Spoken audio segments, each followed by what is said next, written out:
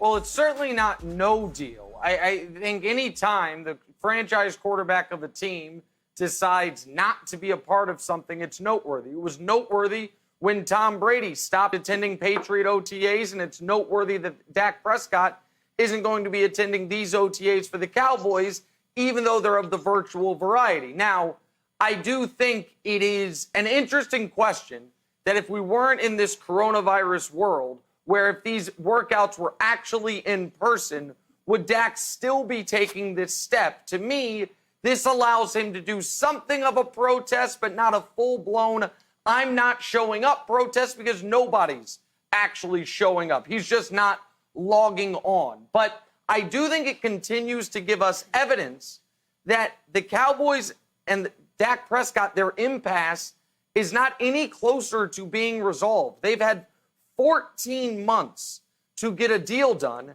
They have not gotten a deal done. They have a deadline, though, now that is 90 days away. July 15th, 3 months from today. If they don't get a deal done, they're not allowed to get a deal done. After that point, it's franchise tag or nothing. And I am starting to wonder, what evidence do we have at all that they will get a deal done at this point? I think Dak is potentially Wildes asking for a little more than his played merits. However, in his defense, he has seen the Cowboys make his tackle, his guard, his center, his running back, his wide receiver, all of them highest paid history of the league at their position. It seems to be what the Cowboys do. And Wildes, Dak appears to want to be the next in line, or at least close to the next in line for a record-breaking deal. And if that's his level of expectation, I don't know that we see this done by the deadline of July 15th. I don't know that the Cowboys and Dak get a deal done, Wildes.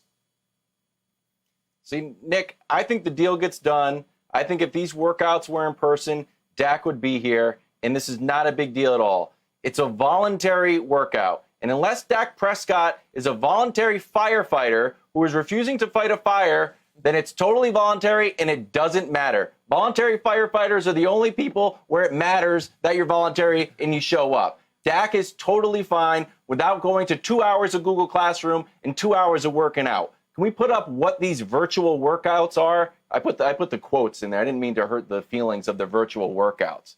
Look, it's going to start on April 20th because they've got a new coach. That's interesting. They got 2 hours of classwork, which, look, if you're a parent at home trying to do virtual learning, is the absolute worst. And I'm not surprised Dak doesn't want to do it. Hardest. 2 hours of working out. Do I think Dak Prescott is going to work out? Yes, of course. Do I think he wants to be taped or monitored and recorded or being told when to do this? No, I don't. And I don't think it's a big deal, Jenna. I think this is all going to work out, and Dak is 100% within his right to skip something that's voluntary to begin with. So, Greg, then tell me, why not just show up for a virtual workout? You're not going to get hurt. It shows that you are actually a true leader. You have a new head coach. Maybe set an example for the rest of the team. Whether a deal happens or not, how much of that is really going to depend on whether you show up for a virtual workout. Is this a big deal or is this no deal?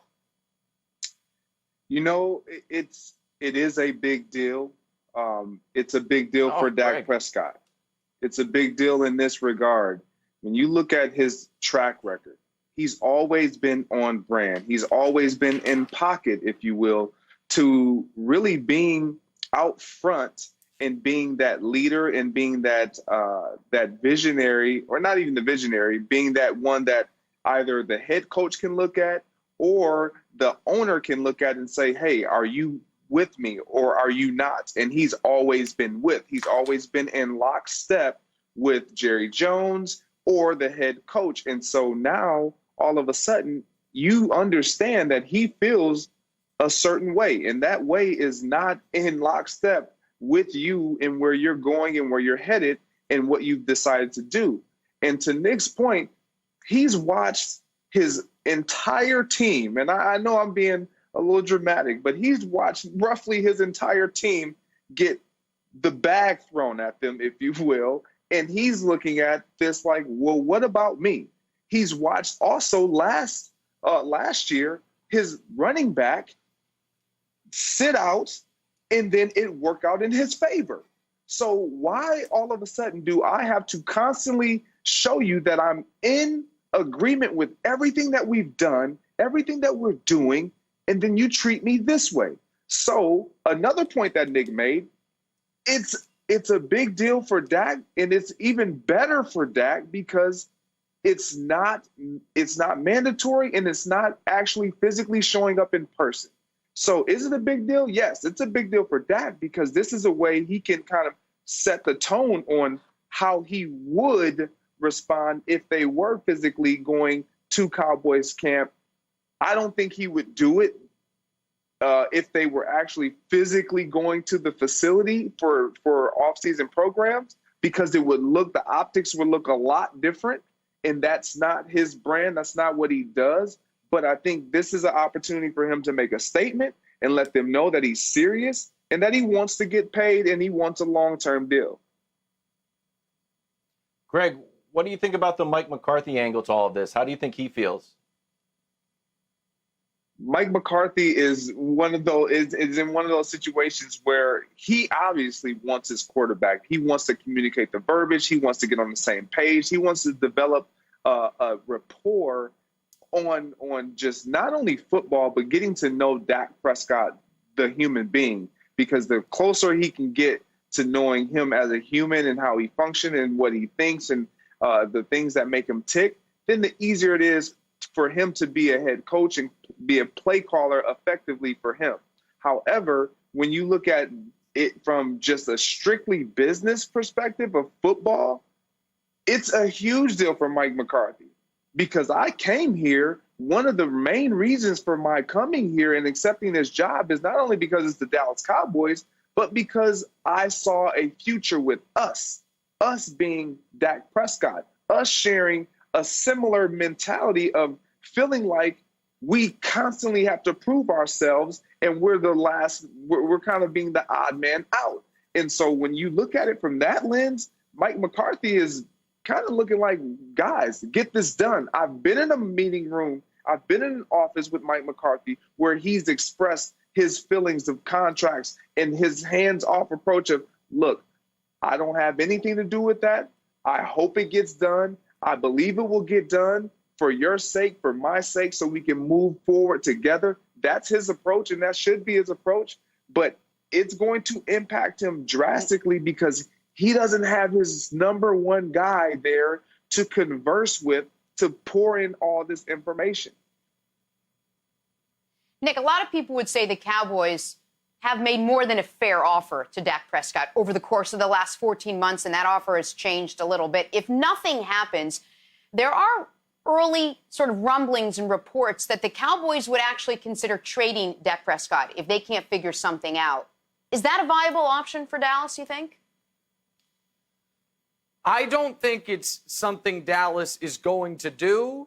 I think if they were a smarter franchise, or if they were a less emotional franchise, I should say, they would already be considering it and maybe putting the pieces in place to set that into motion if this comes to pass. If you're the Dallas Cowboys and your option is to pay Dak Prescott as if he's Patrick Mahomes, when he's a lot of things, but Patrick Mahomes he is not, or to call up the Miami Dolphins, a team that has a ton of cap space, that Dak Prescott would be the best quarterback that franchise has had by a wide margin since Dan Marino, and say, hey, Dak for the number 5 pick, assuming Tua's still there. You win.